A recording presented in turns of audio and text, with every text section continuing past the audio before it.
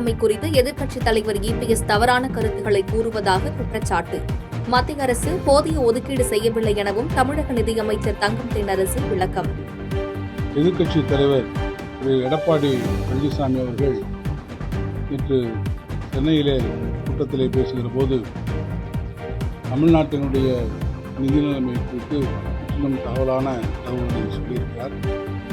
ஒரு பரபரப்பை உருவாக்க வேண்டும் என்பதற்காக ஏதோ தமிழ்நாட்டினுடைய நிதி நிலைமை திவாலாக போகிறது போன்ற அடிப்படையற்ற குற்றச்சாட்டுகளை முன்னாள் முதலமைச்சராக இருந்தவர் வைத்திருப்பது வருந்தத்தக்கது மாத்திரமல்ல, என்னை பொறுத்தமட்டிலே வேடிக்கையாகவும் இருக்கிறது.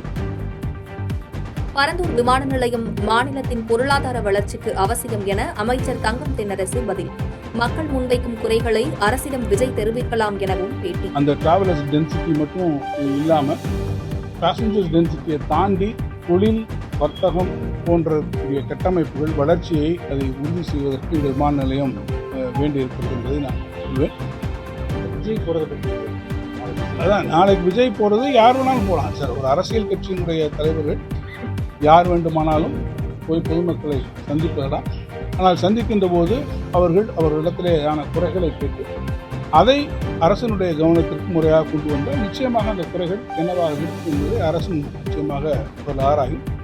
அவர் அங்கே செல்வதற்கு அனுமதியும் வழங்கப்பட்டது. எந்த அரசியல் கட்சியினுடைய தலைவராக இருந்தாலும் அது பொருந்தும் என்பதை நான் இங்கே தெரிவிக்க விரும்புகிறேன். கடந்த 10 ஆண்டுகளில் 11 லட்சம் கோடி ரூபாயை தமிழகத்திற்கு மத்திய அரசு ஒதுக்கியிருப்பதாக அண்ணாமலை தகவல்.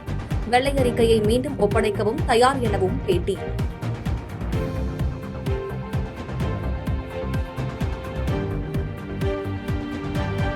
திருவாரூரில் பெய்த திடீர் மழையால் அறுவடைக்கு தயாராக இருந்த நெற்பயிர்கள் சேதம். வயலில் சாய்ந்து கிடக்கும் பயிர்களை கண்டு விவசாயிகள் கவலை.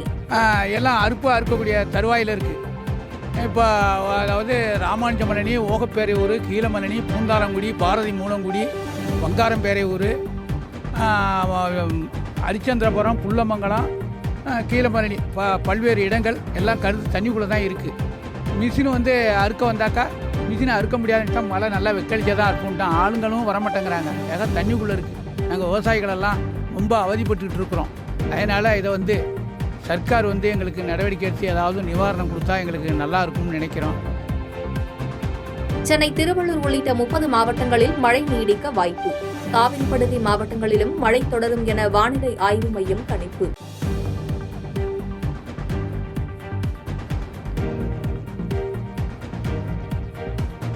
திமுகவில் இணைந்தார் நடிகர் சத்யராஜின் மகள் திவ்யா.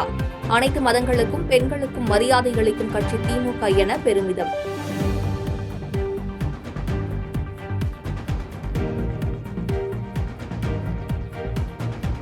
பாலிவுட் நடிகர் சயிஃப் அலி கானை கத்தியால் குத்திய நபரை கைது செய்து விசாரணை. வங்கதேசத்தை சேர்ந்தவர்களாக இருக்கக்கூடும் என காவல்துறையினர் சந்தேகம்.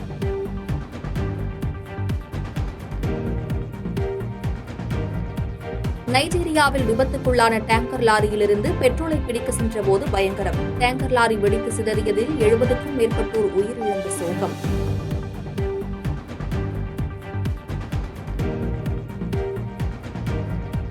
விடாமுயற்சி படத்தின் 2வது பாடல் வெளியீடு. எவன் திமிருக்கும் பவருக்கும் பணியாதே போன்ற வரிகள் இடம்பெற்றுள்ளதால் ரசிகர்கள் உற்சாகம்.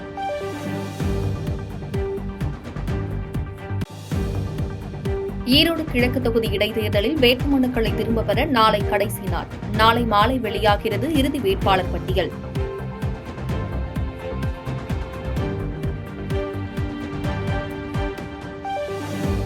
அதிமுகவை உடைக்க எத்தனையோ பேர் முயற்சிப்பதாக எடப்பாடி பழனிசாமி குற்றச்சாட்டு. யாராலும் கட்சியை உடைக்கவோ அழிக்கவோ முடியாது என்று முழக்கம்.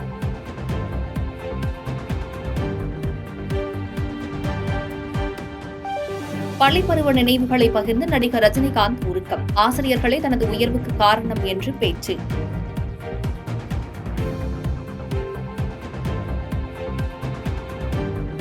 கிளாம்பாக்கம் ரயில் நிலையம் மே மாதத்தில் பயன்பாட்டுக்கு வரும். நடைமேடை கட்டுமான பணிகள் விரைவில் முடிவடையும் என்று அதிகாரிகள் தகவல்.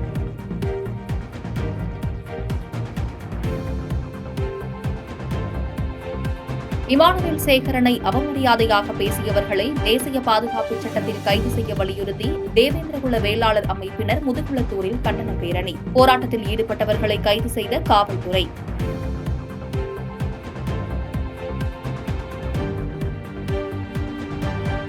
காவிரி படுகை மாவட்டங்களில் மிதமான மழை தொடரும் என வானிலை ஆய்வு மையம் அறிவிப்பு. வட மாவட்டங்களிலும் மழை நீடிக்கும் என கணிப்பு.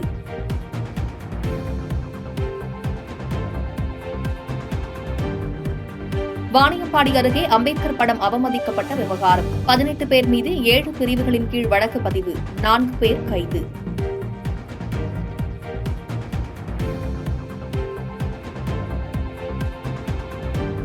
சபரிமலை ஐயப்பன் கோவில் மண்டல மற்றும் மகர விளக்கு பூஜை காலம் இன்றுடன் நிறைவு. பந்தள அரசு குடும்ப தரிசனத்துக்கு பிறகு கோவில் நடை நாளை அடைப்பு.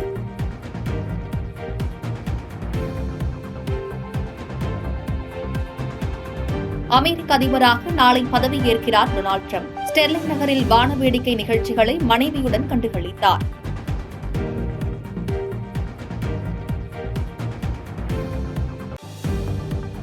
சென்னைக்கு குடிநீர் வழங்கும் புழல் ஏரி நிரம்பி கடல் போல் காட்சி. இந்த ஆண்டு குடிநீர் தட்டுப்பாடு இருக்காது என்று அதிகாரிகள் தகவல்.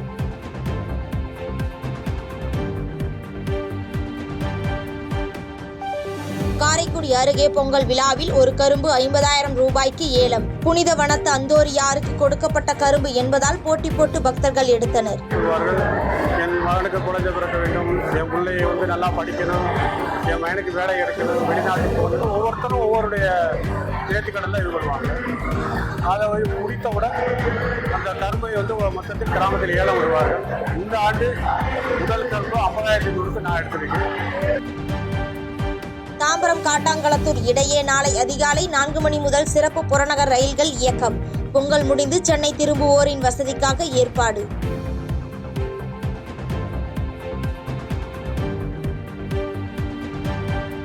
குற்றால அருவிகளில் தண்ணீர் வரத்து அதிகரிப்பு.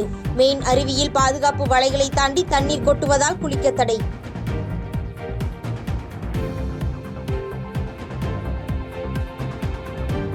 காசா மக்களுக்கு ஆதரவு தெரிவித்து லண்டனில் நடைபெற்ற போராட்டம். விதிகளை மீறி செயல்பட்டதாக 7 பேர் கைது.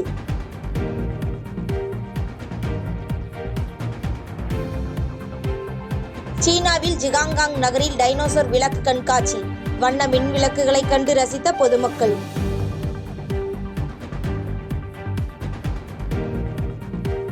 டெல்லி கண்காட்சியில் மின்சார கார்களை அறிமுகம் செய்த வின்ஸ்பாட் நிறுவனம். இந்திய சந்தையில் இல்லாத டிசைன்களில் கார்கள் வடிவமைப்பு.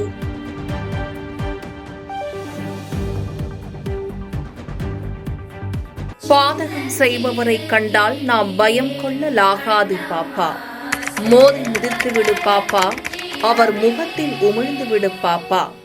அண்மை செய்திகளை உடனுக்குடன் தெரிந்து கொள்ள இணைந்திருங்கள் எம் நாடு தொலைக்காட்சியுடன்.